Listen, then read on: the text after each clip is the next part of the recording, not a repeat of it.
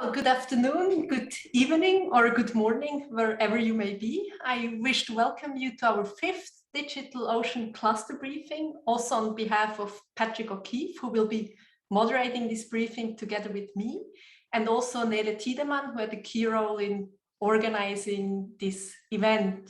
Thank you for this, Nele. We have a very diverse audience today. The audience is geographically diverse. I see people joining from across Europe, from Mexico, from India, and the audience is also diverse in terms of backgrounds. I see PhD students and professors of law, but also, and this is very important for the cluster, people who are professionally involved with cyber and/or maritime related issues. I'm very happy to see that we have a core of people joining us for the fourth or even fifth time, which means that our network is consolidating, and I'm equally happy to spot some new names and faces, which means that the network is growing. The title of our today's briefing is Maritime Cyber Collaboration and Networked Response to Maritime Threats. And I would like to express my warmest thanks to Brian Wilson, who accepted to be our today's briefing guest. We very much appreciate that you dedicate your time to the Digital Ocean Cluster and that you share your insights on the topic of maritime cyber collaboration with us. Many of you know Brian, at least from his publications, I guess. Brian Wilson is the Deputy Director of the US Global Maritime Operational Threat Response Coordination Center, the US government's office that aligns maritime threat responses.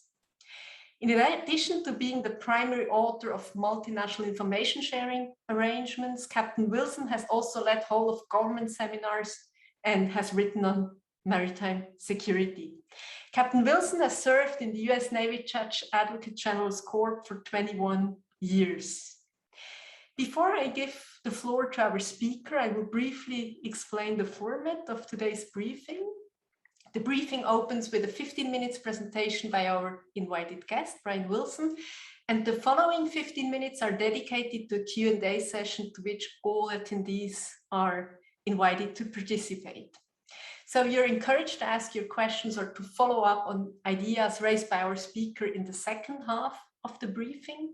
You can submit your question through the chat, or you can simply raise the hand and take the floor as you wish. Brian, thanks again for being our guest. The floor is yours. Thank you.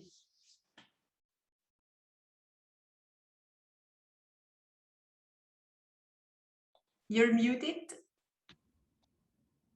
Hi, thank you, Dr. Petrick, and to you, Patrick, for the opportunity to talk about my favorite subjects, which is about cooperation and collaboration and how we shape that in an environment that really doesn't have a rule set yet on maritime cyber authorities that is a transnational in nature and that is agreed upon for consistency. And taking a step back, so I'm going to talk about maritime security with a focus on what are cooperative models and what exactly is the challenge, what is the center of gravity for when we look at maritime cyber, what do we mean? And we often have terminology challenges, and we often have authorities challenges, because maritime was predicated on trade and the ability to transit across the globe. And that both created these wonderful opportunities for trade and some challenges.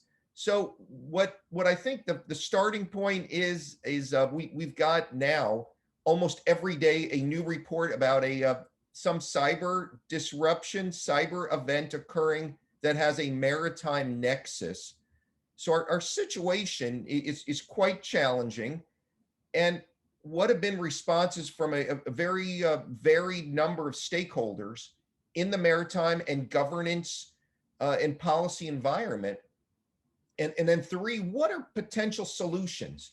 What are possible ways that we can look at this coordination challenge going forward, recognizing the unique role of a flag state, the unique role of a port state, unique role of investigators, and unique role of regional constructs.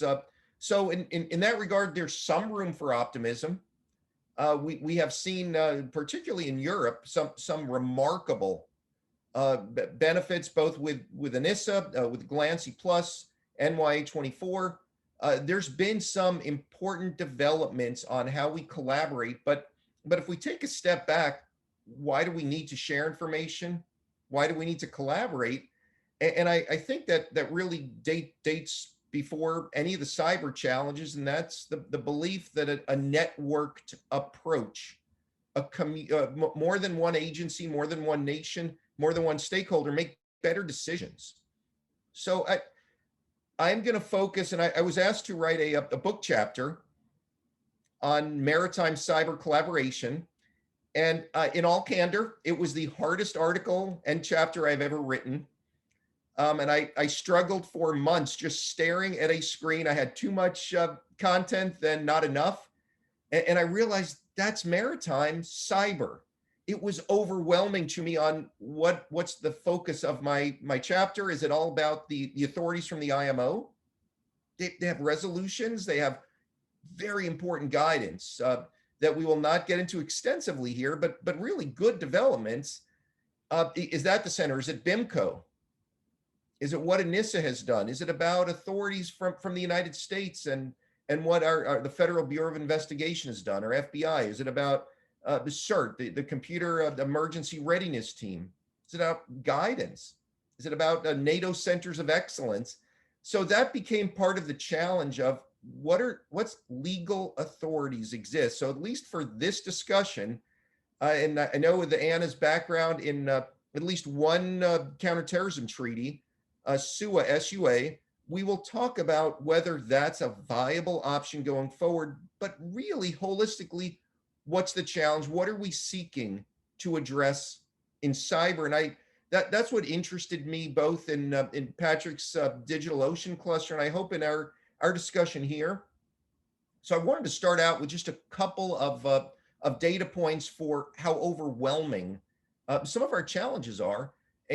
A wonderful piece was written in 2018, and I will send the link, that a team of researchers looked at 32 billion AIS signals. So I'm just very impressed with that. So 32 billion AIS signals, and they wanted to map out what can we distill from this. This is across the globe. 32 billion with a B.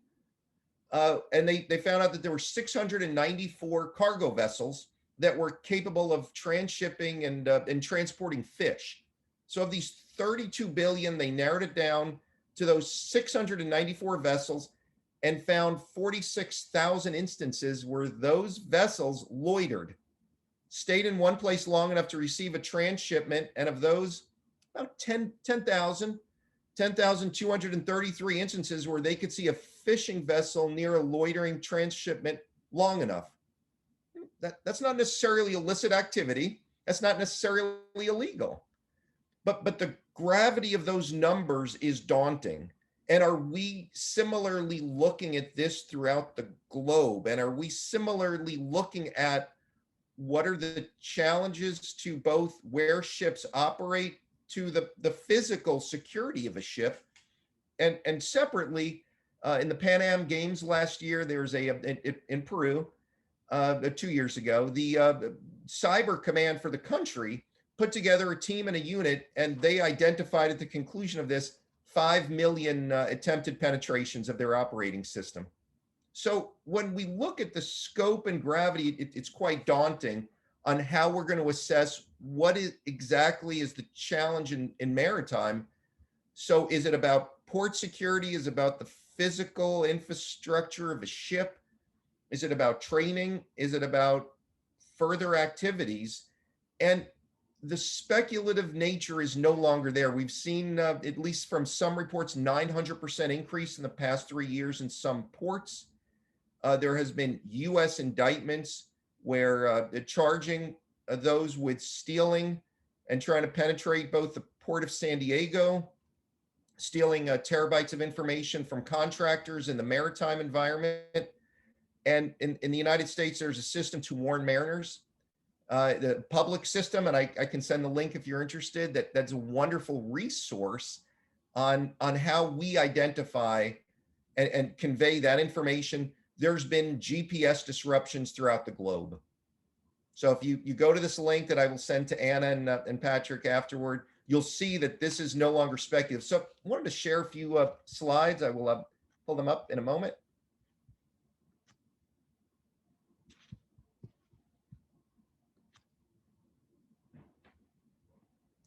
Thanks. I think that it's important when we look at maritime and think about cyber, the threats don't always manifest themselves as other threats, other challenges do. Looking at a vessel, this may come across as a vessel in poor material condition. And we know there's been some wonderful European studies that have identified increased likelihood of illicit activity with ships in poor material condition. But for our discussion in the next 20 minutes, you can't always tell if this ship has vulnerabilities. And I think it's important to start identifying what are we asking, what are we requiring, and how will it be enforced? So a lot of the same predicate questions in maritime: where are you, who registered the ship, what operative law applies, that resonates in cyber times 10. In that, does the crew nationality matter for cyber enforcement? The answer is it might. You look to national law. So both with the vulnerabilities of a vessel, there's room for optimism in that, as I noted earlier, a Danish Maritime Authority, the Center for Cybersecurity, there's been some remarkably important developments focused just on cyber in the past couple of years. I do want to note, and I will, we don't have the ability on this screen, but Patrick and I, about 4 years ago, asked participants in a NATO Center of Excellence event. So Patrick was extensively involved in NATO Center of Excellence in Kiel, Germany, operations confined in shallow waters, CSW. But we asked the participants, about 50, do you think the cyber in the maritime environment is a multi-agency environment? So I could ask, what do you think the percentages of those that took this survey? It was anonymous. We didn't ask names. What do you think? So do you believe a maritime cyber security is a multi-agency environment?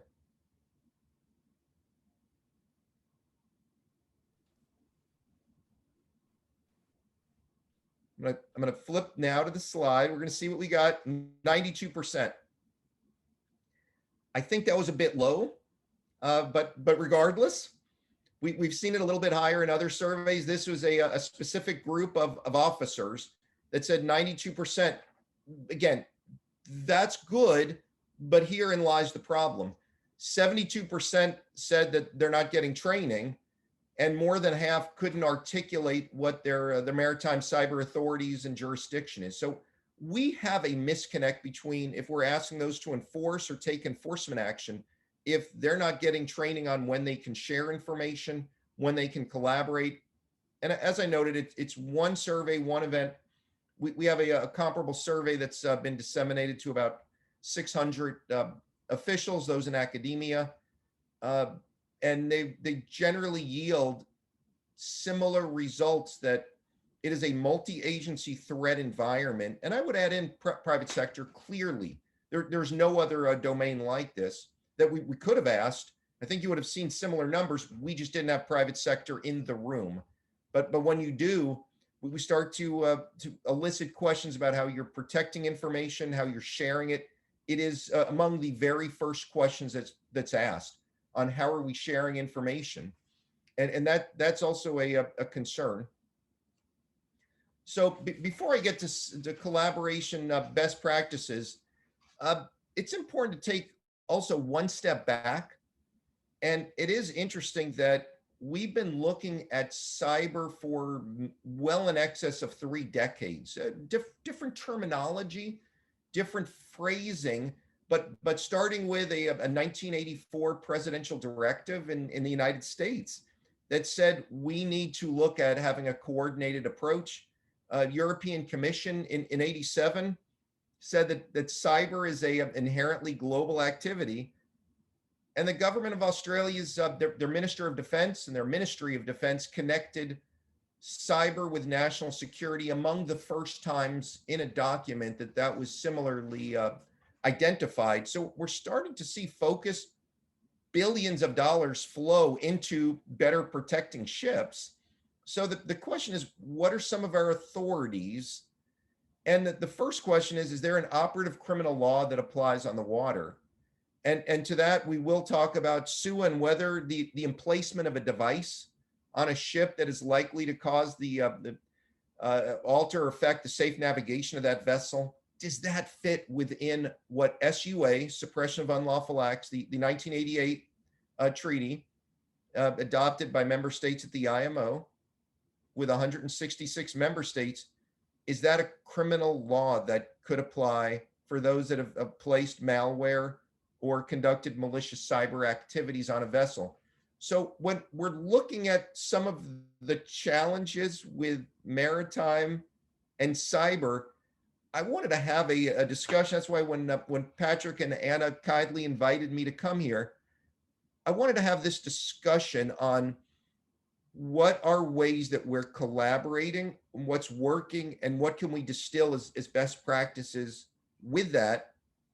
I think the first, and this is again from a piece that I wrote, but non-binding declaration. We've seen this with ports in COVID. More than 60 ports signed a document that stated what their common goals were, how they would share information. That's a good practice.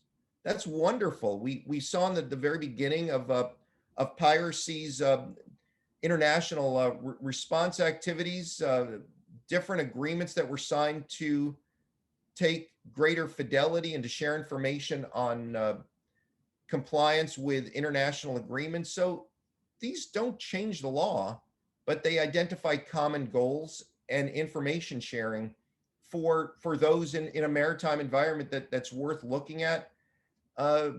Private sector and government officials is by far what is being done today, and could only expand and will expand as we go forward. There's no doubt that we're seeing a larger landscape of those that are involved in maritime. BIMCO, along with several others in the private sector, have developed guidance that is certainly discussed, but how do we get those into regularly scheduled meetings? Again, I look to piracy because so much from piracy can be distilled in other areas unrelated to that threat. In piracy, the countries developed protocols and a framework to share information with the private sector on public messaging, protected information. How did they approach some of these challenges? And drawing on lessons from across the globe is another best practice that we can look at.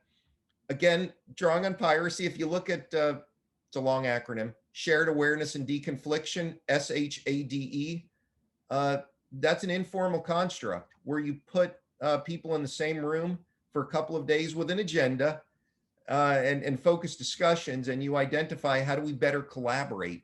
That model was so beneficial.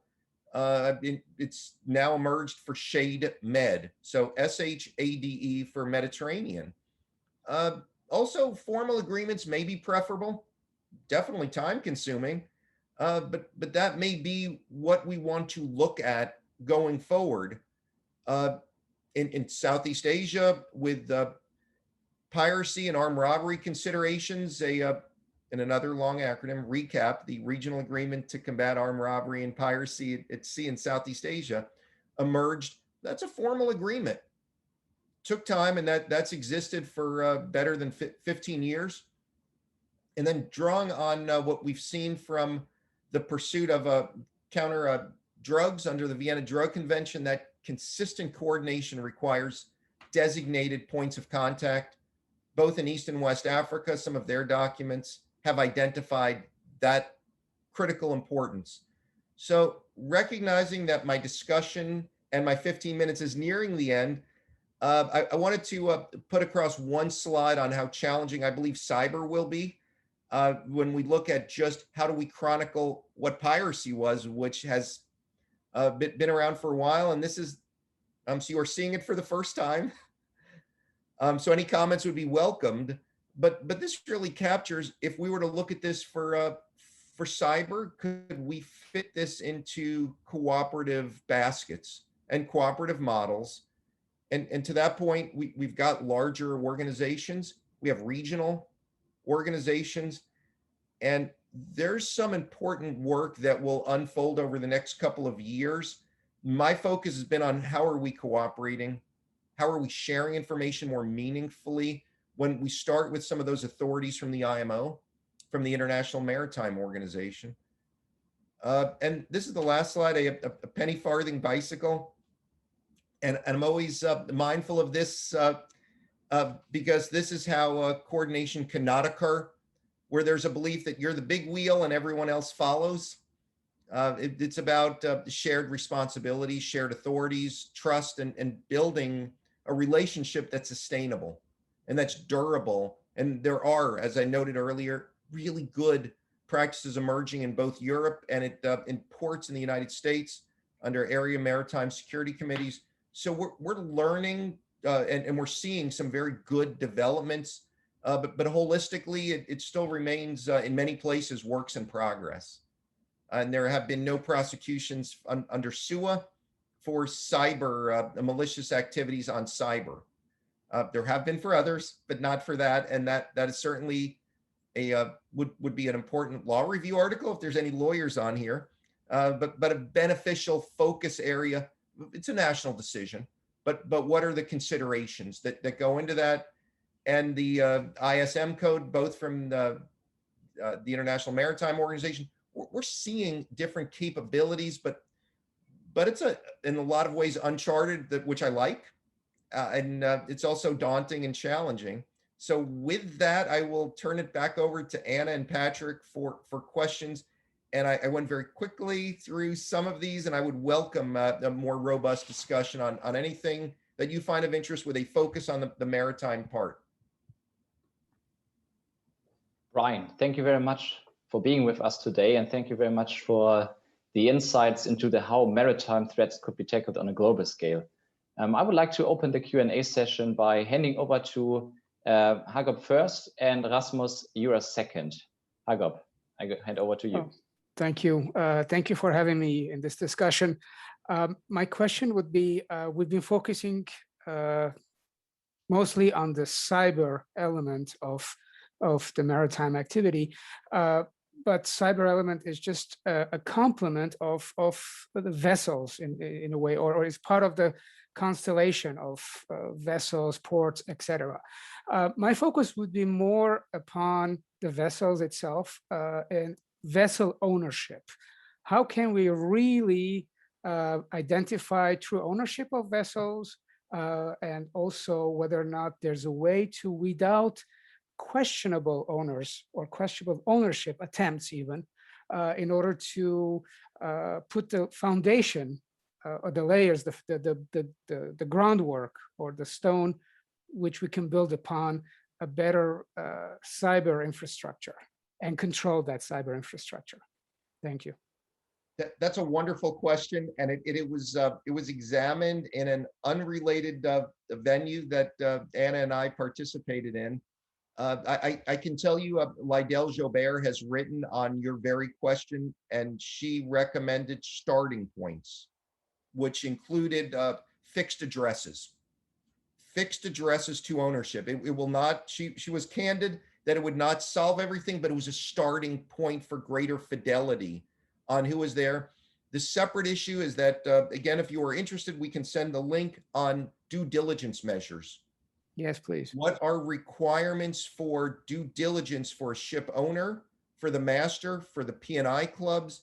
What does a training program look like? What does a reporting requirement look like? And a lot of good documents, a lot of good guidance. Yes, it needs to be enforced. And that's going to involve both flag state and port state and insurance companies. Do they have certain standards So there's room for optimism if people want to start to look at how do we get that better fidelity. So I like your question because it really opens up the prism of what does it mean to own a ship? And by ship, I am primarily referring to those greater than 300 metric tons. I know that that would fall then under several IMO instruments for at least for using IMO for using long range identification tracking systems and others. Recognizing there's also these small vessel threats, and those are separate issues. But for the due diligence measures, the fixed addresses, trying to register all vessels. So I would go into those three, but even understanding who are the participants, who are the stakeholders involved. I struggle with that in all honesty with cyber. I struggle because I don't have, I wish I had a better answer on some of those because it's such a good question. Who are the array of stakeholders? It's so large. It's large for maritime, and then when you add in some of the other ports and others. So I like your question. It's something I think it's important to stay at the forefront of discussions. So thank you. Yeah, thank you very much for the first Q&A. Rasmus, now it's up to you. Yes, can you hear me? Yes. Good. Well, first of all, thank you very much for a very interesting presentation, and congratulations to the cluster for another interesting seminar. I'm thinking about, I think we see the world splitting up in many ways into a US Western world and a China plus Russia plus parts of the emerging markets developing world, and also technologically. So in 5G, we may have a Huawei world and a Ericsson world. So what does that mean for maritime cybersecurity? I mean, China is, I guess, the world's largest shipbuilder today and a very large shipping country. China is very successful exporting affordable advanced technology to developing countries. So are we going to see, how to say, a Western maritime cyber world and a Chinese maritime cyber world? So just in, for example, in navigation, a GPS world and a Beidou world. And if we have such two mutually exclusive cyber worlds, what is that going to mean for maritime cybersecurity? Thank you. That's another great question. I commend you for that, because really what you're getting at is, can the law of the sea, can maritime trade exist in separate rule sets? And that's one of the foundational elements that we can go back to Grotius on, centuries ago, on how do we move consistently up the ships without, illegal interference and ensure that navigational freedom. And if we do see a rule set emerging that is separate, there's always the prerogative of a flag state to impose those requirements consistent with their national legislation and regulations. But what we've seen, at least at the International Maritime Organization, are interventions and comments from those across the globe. That's encouraging. As to your broader question, that's something to be mindful of, but at least there have been interventions at the, again, at the IMO that have had varied views on the level, 428 and other guidelines on what do they want more? What more do we need to ensure greater fidelity? But I share your concerns that if there's a separate rule set, that it would unintentionally undermine some of the importance of being able to transit, that confidence to know when you're moving cargo containers that it's a similar rule set. We can go back to Malcolm McLean and his the wonderful container, that changed shipping, and he opened up the specifications for that more than about 60 years ago. That brought shipping down tremendously, that transformed the world. So we've dealt with technology that's changed. The one constant is consistency, and seeking that level of consistency across the globe. And I think what you're raising is at least a concern today, and it could get higher. And that's something to be mindful of if we start to alter or disrupt that consistency. And containers existed, before Malcolm's great innovations, but it was the widespread use of it, and it was without the level of guidelines that we have today, and countries made it and ports reorganized. But consistent with that is you need to cooperate. You need to trust one another with some information. But thank you for the question, and I share that. That's certainly a concern going forward. Thank you very much. Brian, I'd like to continue and finishing the Q&A session by asking how your daily work, especially within the GMCC, is influenced by the challenges of communicating and delegating a threat response that spans throughout multiple sectors and backgrounds within the maritime domain.